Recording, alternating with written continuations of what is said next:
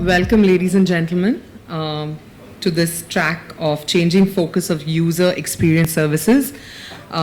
Please welcome David McIntire, who is an analyst with NelsonHall, who conducts in-depth analyses of digital transformation and application services landscape. Over to you, David. Okay. Good morning, everyone. I assume everyone can hear me. If not, let me know. So as Priya said, I'm going to talk to you about the nature of experience design and experience consulting services and how it's evolving and changing and growing. So from a specific agenda perspective, we got kind of 4 key areas we want to talk about. First, to just kind of lay the groundwork and lay the foundation, we want to talk about why we're talking about experience design. Why is it important? What are we seeing in the market as far as how companies are looking at experience and how they're engaging people to provide experience design services. And then we're going to kind of take a step back and talk about kind of the historic foundations of experience design. When experience design really started growing, what was the focus area? And then we're going to really pivot and really deep dive into how is it changing. So where is experience design today? What are the focus areas and how it's changing? And then finally, as kind of a wrap up, we'll talk about the 4 simple key takeaways for you to think about as you're undertaking an experience design focused transformation. And hopefully we may have a few minutes left for questions, so feel free to ask away. So let's talk about why we're here today. And the first thing to talk about is what we've heard from customers and companies as to what they view about experience. And experience is a relatively new focus area for a lot of companies. And each year, NelsonHall does a survey of about 1,000 large enterprises around the globe, spanning about 18 different industries. And we ask a variety of questions about their priorities. What are your key business priorities? What are your key IT and technology priorities? How are your IT budgets shifting? What are you focusing on? And some of the takeaways from that, one of the big takeaways, as you can see, is that experience is a major focus area. So when we asked about what their business priorities are, 94% said they're placing high priority on customer experience, improving customer experience as a business objective. And then if we pivot and specifically talk about digital, 68% said one of the key reasons, one of the high priority reasons they're looking at a digital transformation is to improve customer experience and customer satisfaction. So it's clearly a great focus area. And then when you're talking about those digital engagements and you ask them when you're engaging vendors to help you support these digital transformation, what are the key skills and capabilities you're looking for? And 3/4 of them specifically identified user experience consulting and design capabilities as something they look for in a support vendor. So when you look at all of this together, it's clear that there is significant growth in spending on experience design and consulting services. And this is our NelsonHall projections based on last year, the columns on the left last year. And when you compare what we forecast for spend by global large enterprises on experience design, consulting, and services, and compare it to its related services, consulting or application service, you can see we're projecting growth significantly higher, 2 to 3 times higher than obviously larger but much more stable and much more mature offerings. And that was just last year, and then you can see as we project over the next 3 to 4 years, it comes down a little bit. It slows down slightly as companies mature, but it's still growing significantly faster than related services. So let's kind of take a step back and talk about experience design and what it is. And to do that, let's talk about what the foundations, the historic experience design focus was. In experience design, when experience design has grown historically, it really started in the digital realm as a focus on customer-facing digital properties. Companies wanted a new customer portal. Companies wanted a mobile app as mobile and smartphones were starting to grow. So they would engage companies as a one-off experience design project. And those companies would conduct some customer research, maybe some focus groups, some field research. They would conduct a design thinking session, produce a design, ultimately produce a prototype that was then tested and refined into an MVP, and then put into production.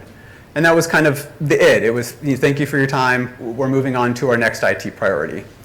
But that's really shifting.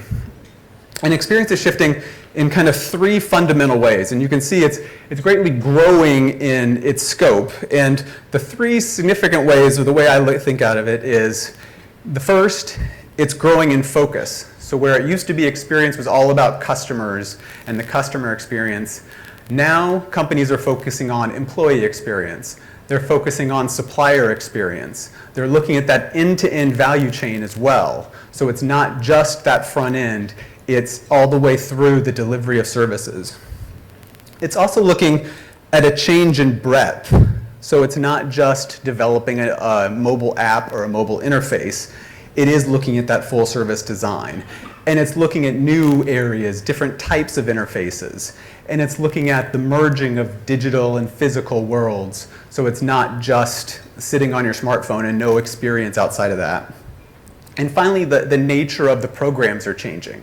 So it's not a one-off, one-time project that maybe you revisit the app every couple of years. Now it's a continuous, ongoing program where you're iterating constantly, looping in those user feedback and experiences to move up the, improve the products repeatedly.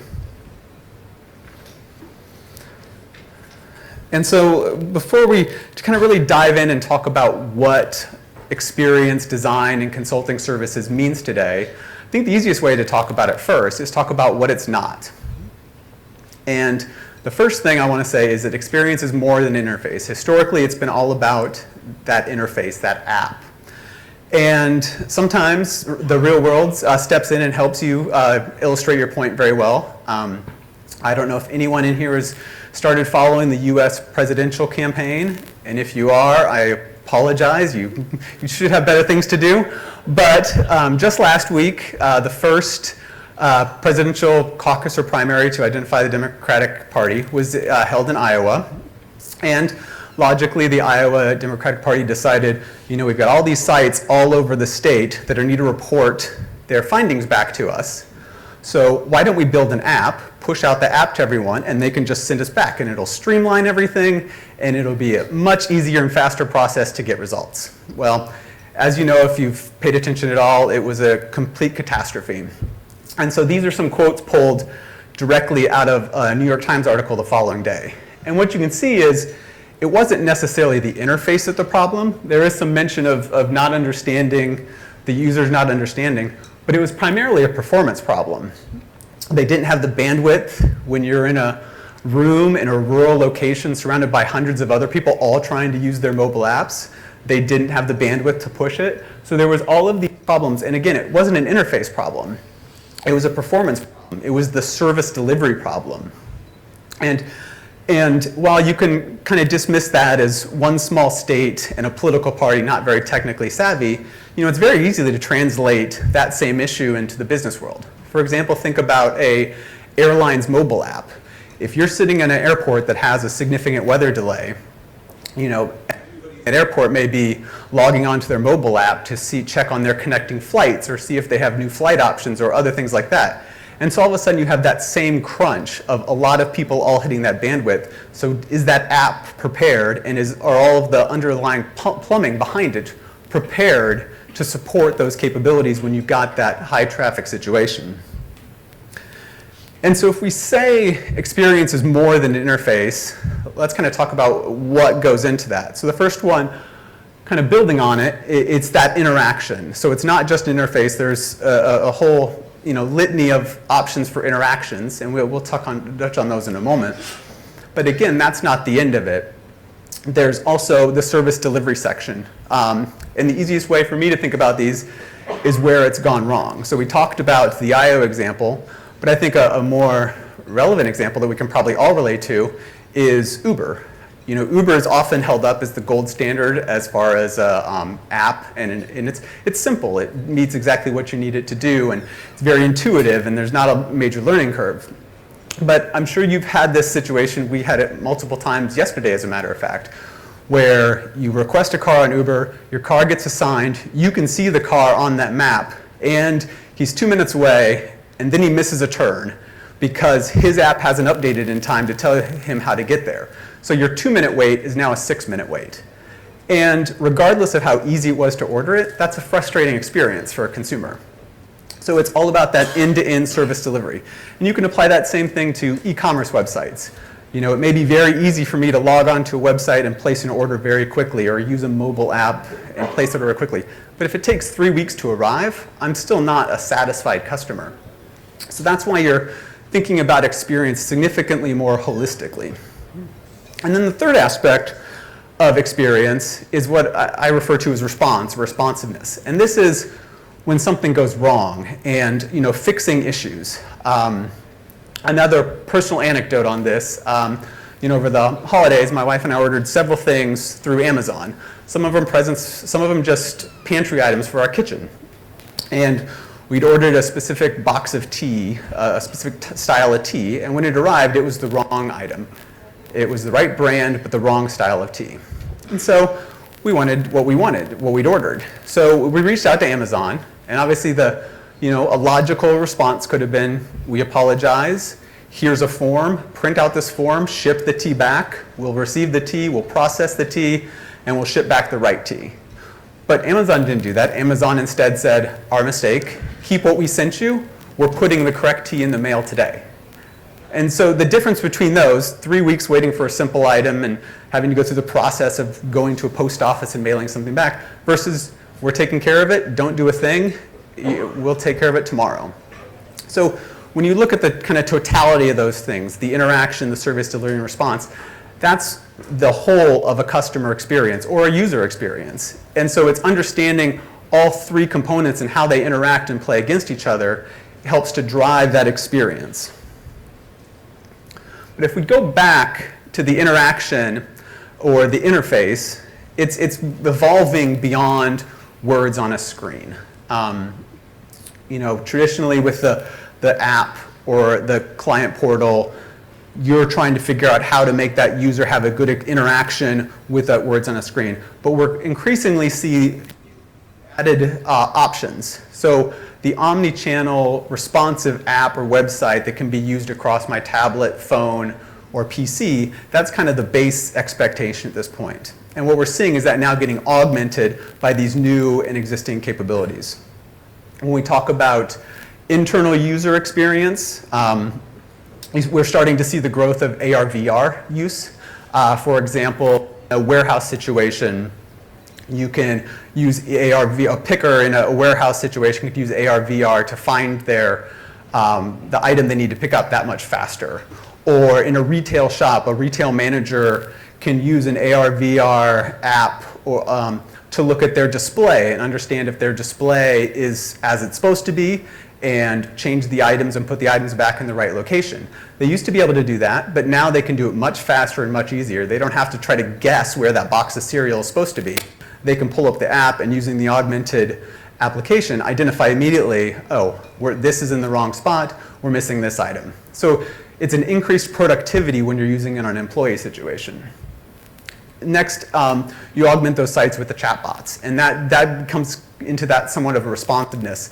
And it's all about chatbots that can use that natural language processing and interact and meet client needs and understand what the client's asking or customer's asking and resolve those issues. And then the third one that we all know is growing very rapidly is voice UI.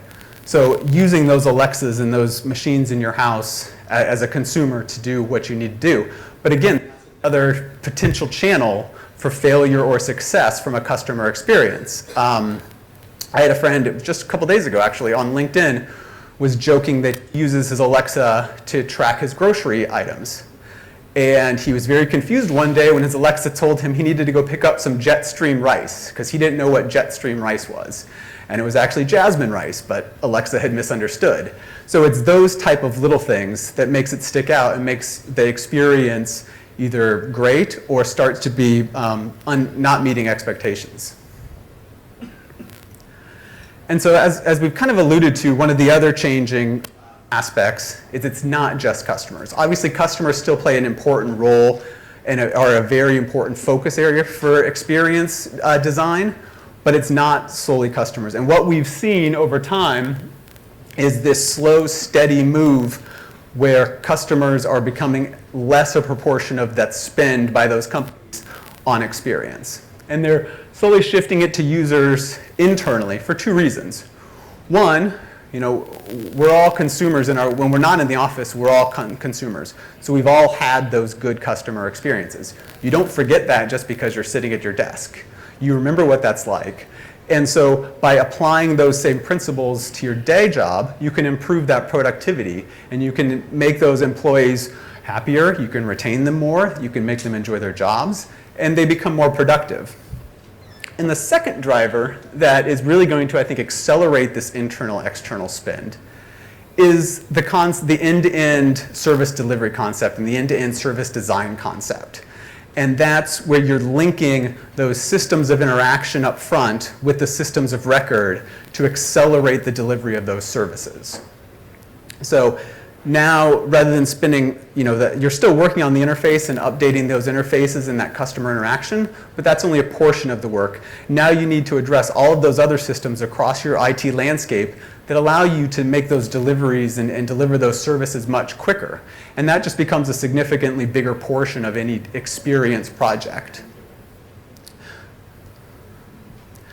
And one of the other changes, as we started to touch on, it's no longer a one-off project. Historically, if you're doing some research, you do some ethnographic or demographic research up front. Maybe you go into the field. If you're developing a new hotel mobile app, you go and stay at the hotel and understand what the experience is like for consumers.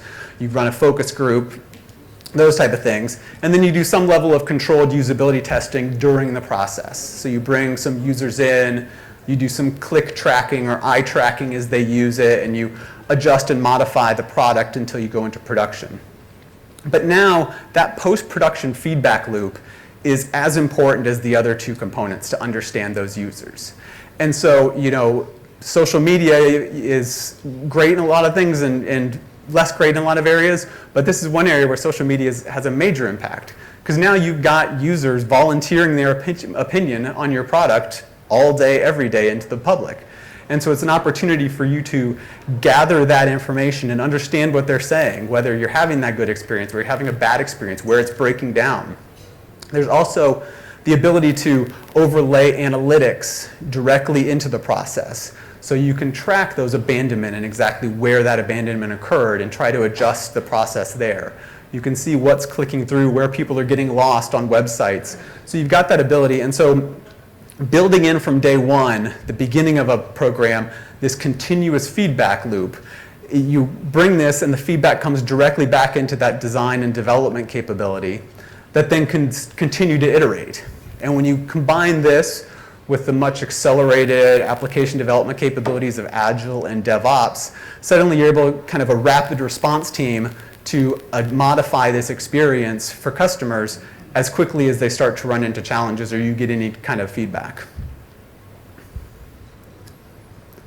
And one way to kind of accelerate this, and this goes into some of that usability testing, rather than having a usability tester be a controlled, defined experience, what we're seeing is an increasing use of crowdsourcing. And I'm assuming most people know what crowdsourcing is, but crowdsourcing, are these specialty companies that engage essentially gig workers that are pre-screened and defined that can then be brought in to do a testing activity.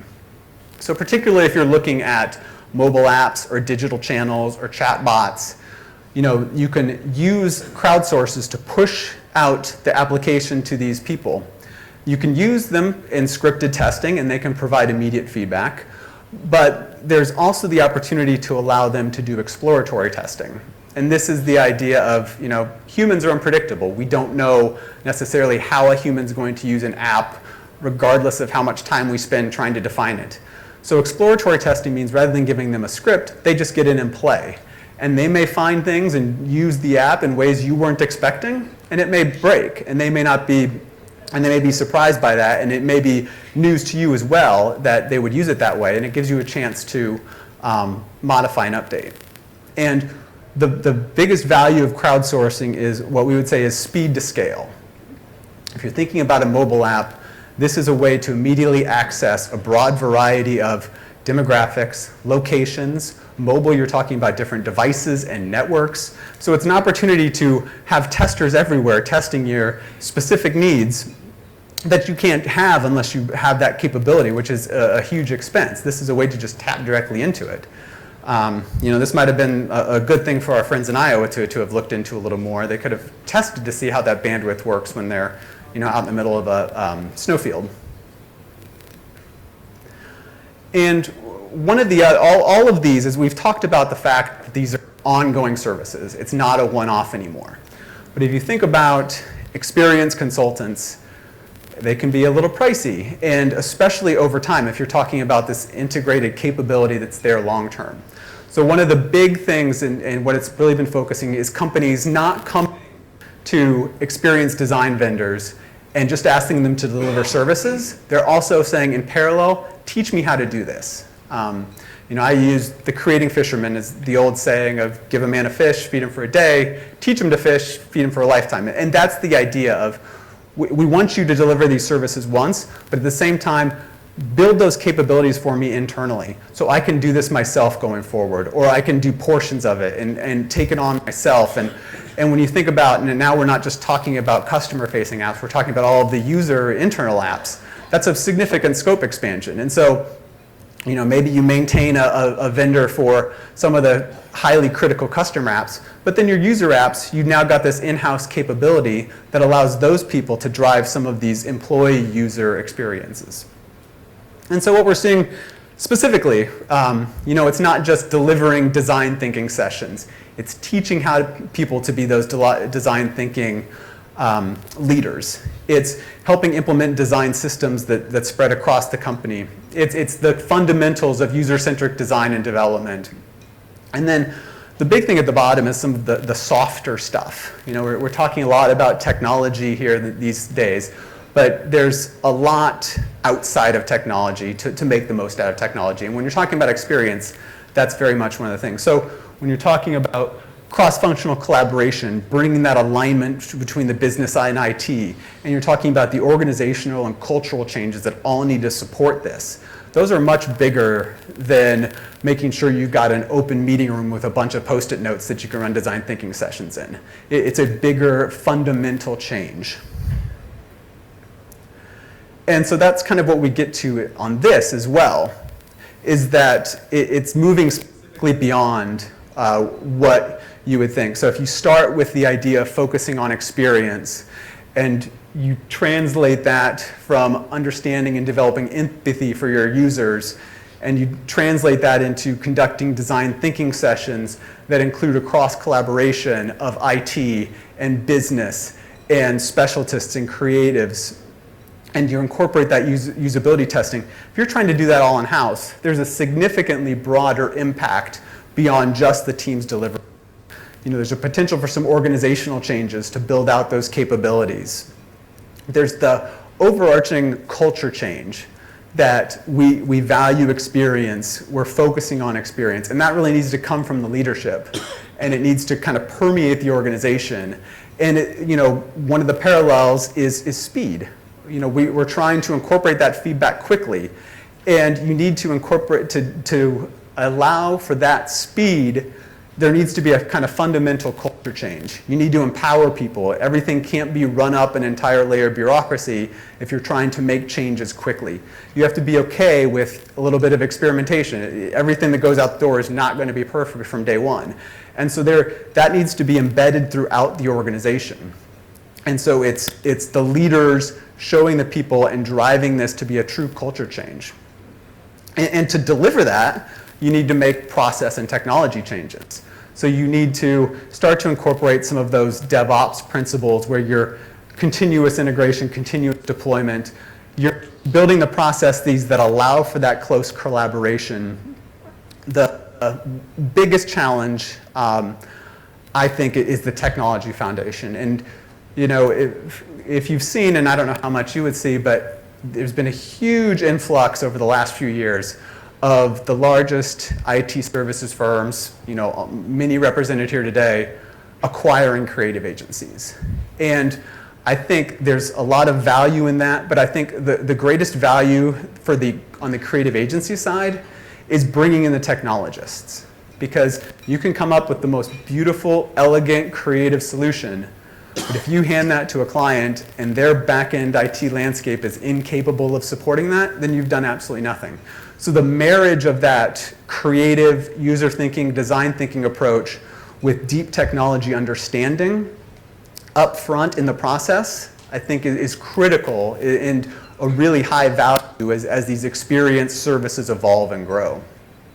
So understanding and focusing on what you need to do in the technology, the plumbing and the underpinning to support those designs and support that end-to-end service design is critical. And finally is talent, right? It's hard, there's a lot of strong technical engineers that may not be natural design thinking session leaders. So developing that talent and implementing that talent and feeding that across the organization becomes critical to actually realizing the value of this. And I think the last most important change, oh yes. Is it okay for us to ask? Please, go ahead. If you go back to the previous slide, out of the changes that you described, is there a priority order that you assign to these, or you say bring all of these changes simultaneously? Oh, sorry. Okay, so his question was kind of a sequencing of these changes, I guess. And I would say, it's going to be a roadmap. It's not going to be a overnight kind of switch. But I will say what you need to do, the culture change is the longest tail, right? It's to embed that culture across the organization is hard.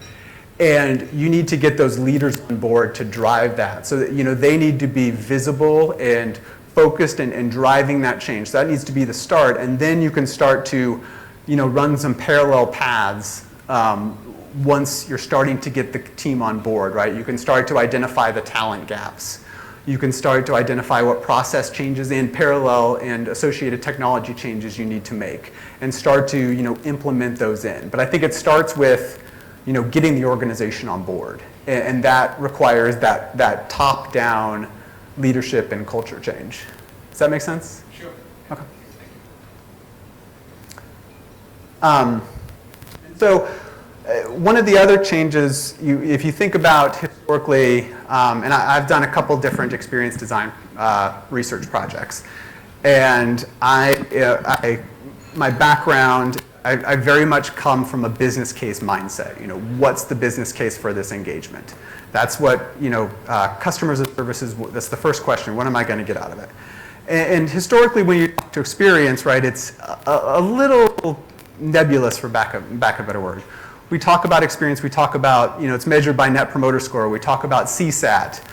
And those are numbers, and they're good numbers, but what do they mean from a business? If I'm running a business, what does that mean? And so there's been a real focus over the last couple of years to build out those capabilities and translate those experience metrics, whether it's captured through a survey or those NPS and CSAT scores, and translate them into business results. And so what you see is, with the rise of the ability to identify and build analytics that support this, you can translate NPS change to a reduction in customer churn. And that can translate into stabilized revenues. You can look at how cross-sell and upsell engagements as you're iterating through your experience, whether you're offering sales at the moment to the right people and targeting the right people, and how those impact cross-sell and upsell and impacting revenue. If you're looking at internal engagements, how are these changing and evolving employee applications impacting employee productivity? And if you're looking at end-to-end service design, what does that mean from a service delivery speed? Another factor I didn't throw on the slide, but when we've done that buyer research, when you ask customers, what is the highest value business objective you have? You would think reduce cost, increase revenue. But the one that keeps came out more and more across every industry was accelerated delivery. Everybody wants speed. And that's why you see the rise of Agile and DevOps, and that's why you see this rise of service design. Because it's about delivering that speed, it's about being able to react as new competitors show up and potentially disrupt, or react as your customer demands change. And so, linking the end-to-end allows for that speed of delivery and allows you to measure that speed of delivery. So, as a wrap-up, I'm a simple man, so I try to boil things down to 4 simple takeaways. So if you're thinking about undertaking kind of a transformation or driving transformation to be much more experience focused, there's kind of 4 things to think about. The first one is the transformation needs to be holistic. We've talked about the need for culture change and talent change, but it also needs to be, you're not just changing the face of your mobile app, you're connecting that into those systems of record and building it out through the entire organization. Second one, as we've talked about a couple times, is it's continuous. It's not a one-off project. We're not doing this once and then we'll revisit in 2 years. It's a continuous cycle of implementing, gathering feedback, modifying, updating, implementing, gathering feedback. And it needs to be measurable. You need to be able to drive those business objectives. If you're going through one of these large transformations that's requiring organizational change and talent change, process, technology, that's a big investment of time and money and effort. So you need to be able to, for leaders, to see what are the business objectives we're realizing here. And it's a focus on that from day one. It's not go through all of this and then figure out what the measurables are. It's let's lay out the key success metrics on day one as part of that design thinking session. And then finally, it needs to be adaptable. We can't be, this is our mobile app, we're going to refine and refine and refine, but that's our focus. It needs to be, let's incorporate a new voice UI. That's becoming increasingly important. Chatbots are getting smarter. Let's improve them. Let's apply AI and machine learning a little more broadly across the patch. So it's looking at what your competition's doing. It's looking at what technology is available and how you can use that. And so it becomes just this continuous loop and cycle of transforming and evolving your experience both for customers and for users. So I think that's about it for me. So I'm going to stop. We've got about 10 minutes left, a little less than 10 minutes. So, 7 minutes? Okay. So we've got a few minutes, so I'll open the floor. Discussion on the UX design methodology. So my name is KJ Singh and I'm representing Midland Credit Management and I run IT for India. I've got 2 questions. One, you have a slide on the omni-channel experience and specifically on the omni-channel, the way I look at omni-channel for my customers is customer can come in from the voice channel or from a website or a digital mobile app. But if they have to transition from one channel to another while doing a transaction, for example, a customer can come in from a chat but he or she wants to talk to me. I need to provide them a context of the same security so that they don't need to re-authenticate themselves. Right. And we can pick up a discussion from where they have left in one channel when they move from one channel to another channel. Having said so, it's easier said than done because in a technology it's a big challenge how to transfer a security context from one channel to another to give them a true omni-channel experience. So do you consider this as a part of the UX design methodology or it should be part of the technology? How do you see this kind of functionality coming in? Yeah, so I think it starts on the experience side, right? You're starting empathetic and you're starting with the customer journey. And as part of that customer journey needs to be, there's the option to switch channels midstream. And how can we support that and minimize the pain? Because nobody wants to have to redo all of the implementation or all of the material you've already done. But there are a lot of technical limitations to that. So it's still early days for something like that. But yeah, it absolutely needs to be considered as part of the initial design thinking in that customer journey to reflect that that's going to increasingly be the case. and even less the security. You're increasingly, and it's still a ways to go, but you're starting to see the ability to pick up just a transaction, right? If I'm on my PC at work and I'm buying something on Amazon for a minute and I put it in my cart, I can pick it up later on my mobile phone and complete the. So it's those type of things. But yeah, so it definitely needs to be at the very front and be articulated as part of that customer journey.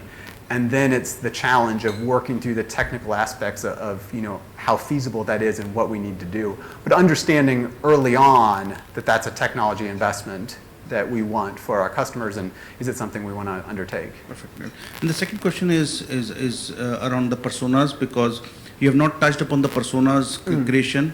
How important is creation of personas as part of the UX design methodology as per you?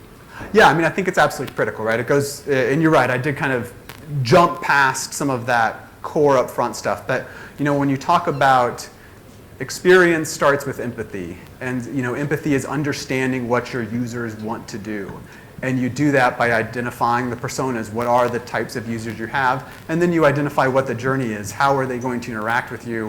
What are they going to need from you? And so starting with once you've understood that research and conducted some of that upfront research, that next phase as an input to that design thinking is building those personas, starting to lay out those customer journeys and how we can support it using different digital capabilities. Thanks. I think there's one in the back. I don't know. Last, okay. Sorry, I hope we have time for just one question. Yep, she said I got one more, so you just got into the wire. Thank you. I'm Nitin, I actually represent Hespin. We are basically a startup funded by Google. What we do in this user experience, and I needed your opinion on this, is when you briefly mentioned Uber, right? And eventually, all of the user experience eventually goes into what the user finally sees. And we could put in a lot of analytics, and we could put in a lot of, network API calls, but eventually, the end user is probably on a low-end phone. He's probably on a network, which is going to cause a lot of drag on the end user experience.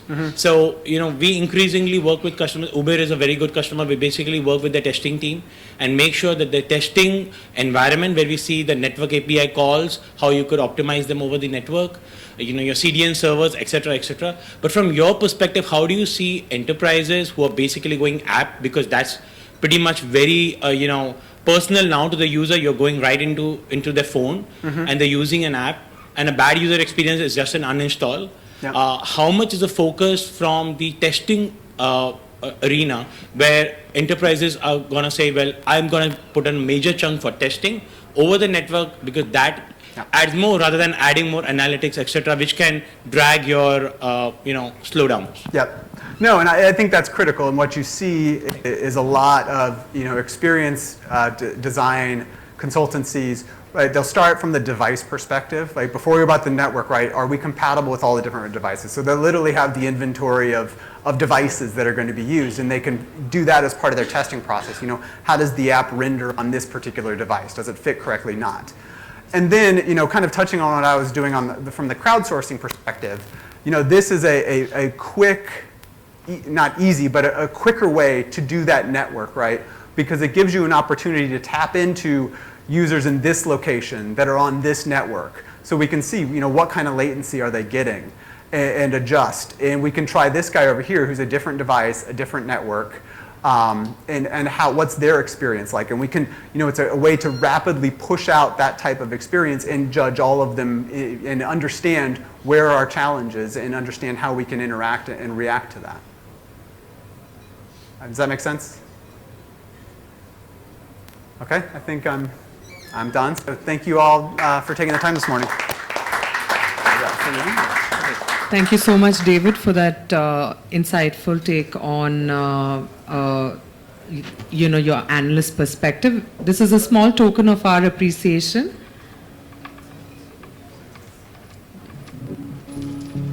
Thank you for being a listening audience as well.